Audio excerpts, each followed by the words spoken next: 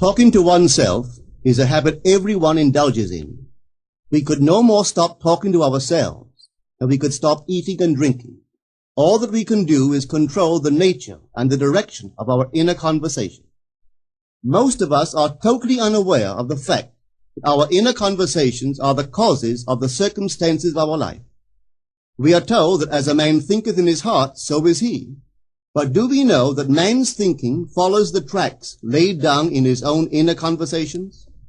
To turn the tracks to which he is tied in the direction in which he wants to go, he must put off his former conversation, which is called in the Bible the old man, and be renewed in the spirit of his mind. Speech is the image of mind. Therefore, to change his mind, he must first change his speech.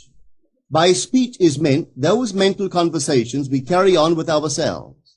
The world is a magic circle of infinite possible mental transformations, for there are an infinite number of possible mental conversations.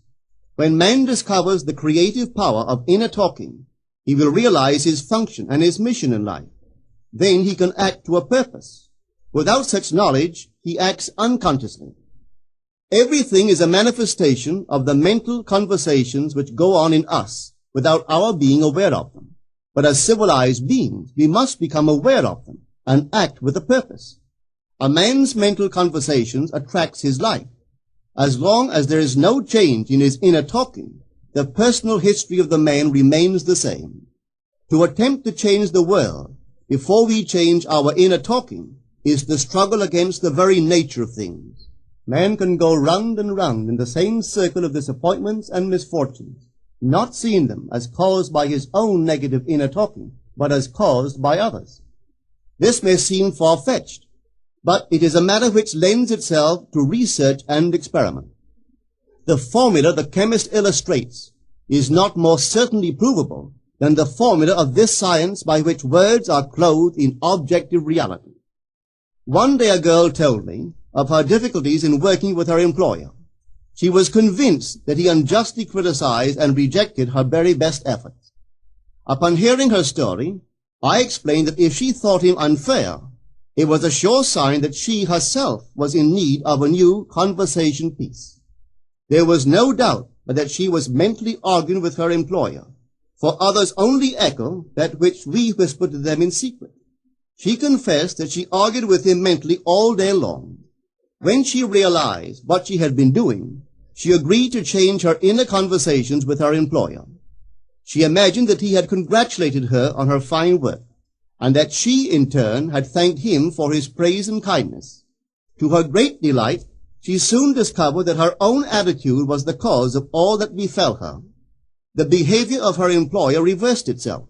It echoed, as it had always done, her mental conversations with him. I rarely see a person alone without wondering to what conversation piece is he tied. On what mysterious track is he walking? We must begin to take life consciously, for the solution of all problems lies just in this. The second man, the Lord from heaven in all of us, is trying to become self-conscious in the body, that he may be about his Father's business. What are his labors? To imitate his Father, to become master of the Word, master of his inner talking, that he may mold this world of ours into a likeness with the kingdom of love. The prophet said, "Be ye imitators of God as dear children." How would I imitate God? Well, we are told that God calls things that are not seen as though they were seen, and the unseen become seen. This is the way the girl called forth praise and kindness from her employer. She carried on an imaginary conversation with her employer from the premise that he had praised her work, and he did. Our inner conversations represent in various ways the world we live in. Our individual worlds are self-revelations of our own inner speech. We are told that every idle word that men shall speak, they shall give account thereof. For by their words they shall be justified, and by their words they shall be condemned. We abandon ourselves to negative inner talking, yet expect to retain command of life.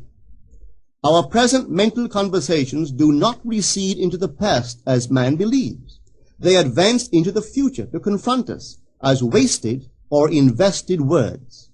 My word, said the prophet, shall not return unto me void, but it shall accomplish that which I please, and it shall prosper in all the things whereto I sent it. How would I send my word to help a friend? I would imagine that I am hearing his voice, that he is physically present, that my hand is on him. I would then congratulate him on his good fortune, tell him that I have never seen him look better. I would listen as though I heard him.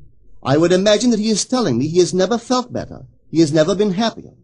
And I would know that in this loving, knowing communion with another, a communion populous with loving thoughts and feelings, that my word was sent, and it shall not return unto me void, but it shall prosper in the thing whereto I sent it. Now is the accepted time. Now is the day of salvation. It is only what is done now that counts, even though its effects may not be visible until tomorrow. We call not aloud, but by an inner effort of intense attention. To listen attentively, as though you heard, is to create. The events and relationships of life are your word made visible. Most of us rob others of their willingness and their ability to be kind and generous by our fixed attitudes towards them. Our attitudes unfold within us in the form of mental conversations. Inner talking from premises of fulfilled desire is the way to consciously create circumstances. Our inner conversations are perpetually outpictured all round us in happenings. Therefore, what we desire to see and hear without, we must see and hear within, for the whole manifested world goes to show us what use we have made of the word. If you practice this art of controlled inner speaking, you too will know what a thrill it is to be able to say, and now I have told you before it come to pass, that when it is come to pass, ye might believe. You will be able to consciously use your imagination to transform and channel the immense creative energies of your inner speech from the mental, emotional level to the physical level. And I do not know what limits, if any, there are to such a process. What is your aim? Does your inner talking match it? It must, you know. If you would realize your aim, or as the prophet asked, can two walk together except they be agreed? And of course the answer is no, they cannot. The two who must agree are your inner conversation and the state desired. That is, what you desire to see and hear without, you must see and hear within. Every stage of man's progress is made by the conscious exercise of his imagination, matching his inner speech to his fulfilled desire. As we control our inner talking, matching it to our fulfilled desires, we can lay aside all other processes. Then we simply act by clear imagination and intention. We imagine the wish fulfilled and carry on mental conversations from that premise. The right inner speech is the speech that would be yours were you to realize your ideal. In other words, it is the speech of fulfilled desire. Now you will understand how wise the ancient was when he told us in the Hermetica, there are two gifts which God has bestowed upon man alone and on no other mortal creature. These two are mind and speech, and the gift of mind and speech is equivalent to that of immortality. If a man uses these two gifts rightly, he will differ in nothing from the immortals. And when he quits his body, mind and speech will be his guides, and by them he will be brought into the troop of the gods and the souls that have attained to bliss. With the gift of mind and speech, you create the conditions and circumstances of life. In the beginning was the Word, and the Word was with God, and the Word was God. The Word, said Hermes, is Son, and mind is Father of the Word. They are not separate one from the other, for life is the union of word and mind. You and your inner talking or word are one. If your mind is one with your inner conversation, then to be transformed in mind is to be transformed in conversation. It was a flash of the deepest insight that taught Paul to write, put off the former conversation, the old man, which is corrupt, and be renewed in the spirit of your mind. Put on the new man. Put on the new man and be renewed in the spirit of your mind, is to change your inner conversation, for speech and mind are one. A change of speech is a change of mind. The prophet Samuel said, "The Lord spake by me, and his word was in my tongue." If the Lord's word was in the prophet's tongue, then the Lord's mouth that uttered the word must be the prophet's mind. For inner conversations originate in the mind and produce little tiny speech movements in the tongue. The prophet is telling us that the mouth of God is the mind of man, that our inner conversations are the word of God, creating life about us as we create it within ourselves. In the Bible you are told that the word is very near to you, in your mouth and in your heart, that you may do it. See, I have set before you this day life and good, death and evil, blessings and cursings. Choose life. The conditions and circumstances of life are not created by some power external to yourself. They are the conditions which result from the exercise of your freedom of choice, your freedom to choose the ideas to which you will respond. Now is the accepted time. This is the day of salvation. Whatsoever things are of good report, think on these things. For your future will be formed by the word of God, which is your present inner talking. You create your future by your inner conversation. The worlds were framed by the word of God, that is, your inner talking. See yonder fields? The sesamum was sesamum, the corn was corn, the silence and the darkness knew. So is a man's fate born. For ends run true to origins. If you would reap success, you must plant success. The idea in your mind, which starts the whole process going, is the idea which you accept as true. This is a very important point to grasp, for truth depends upon the intensity of imagination, not upon facts. When the girl imagined that her employer was unfair, his behavior confirmed her imagination. When she changed her assumption of him, his behavior reflected the change, proving that an assumption, though false, if persisted in, will harden into fact. The mind always behaves according to the assumption with which it starts. Therefore, to experience success, we must assume that we are successful.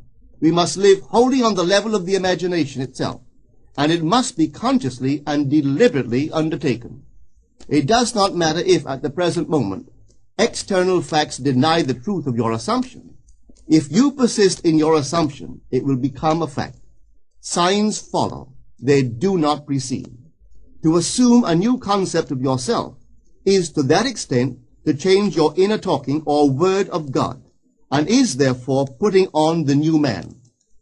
Our inner talking, though unheard by others, is more productive of future conditions than all the audible promises and threats of men. Your ideal is waiting to be incarnated, but unless you yourself offer it human parentage, it is incapable of birth. You must define the person you wish to be, and then assume the feeling of your wish fulfilled, in faith that that assumption will find expression through you. The true test of religion is in its use, but men have made it a thing to defend.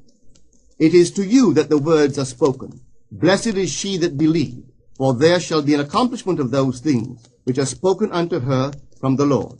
Test it, try it.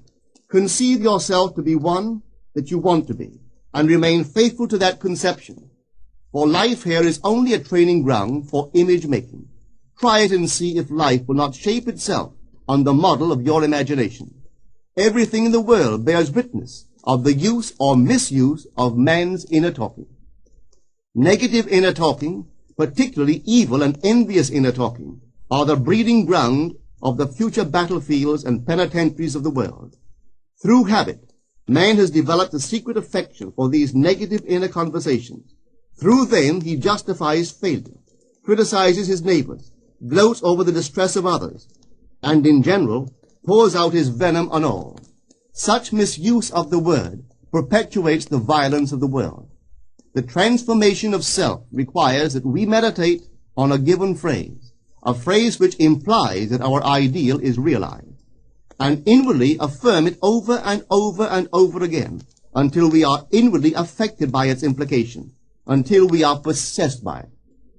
Hold fast to your noble inner convictions or conversations. Nothing can take them from you but yourself. Nothing can stop them from becoming objective facts. All things are generated out of your imagination by the Word of God, which is your own inner conversation. And every imagination reaps its own words, which it has inwardly spoken. The great secret of success is a controlled inner conversation from premises of fulfilled desire. The only price you pay for success is the giving up of your former conversation, which belongs to the old man, the unsuccessful man. The time is ripe for many of us to take conscious charge in creating heaven on earth, to consciously and voluntarily use our imagination to inwardly hear and say only that which is in harmony with our ideal is actively bringing heaven to earth. Every time we exercise our imagination lovingly on behalf of another, we are literally mediating God to that one. Always use your imagination masterfully as a participant, not an onlooker. In using your imagination to transform energy from the mental, emotional level to the physical level, extend your senses. Look and imagine that you are seeing what you want to see, that you are hearing what you want to hear, and touching what you want to touch. Become intensely aware of doing so. Give your imaginary state all the tones and feeling of reality.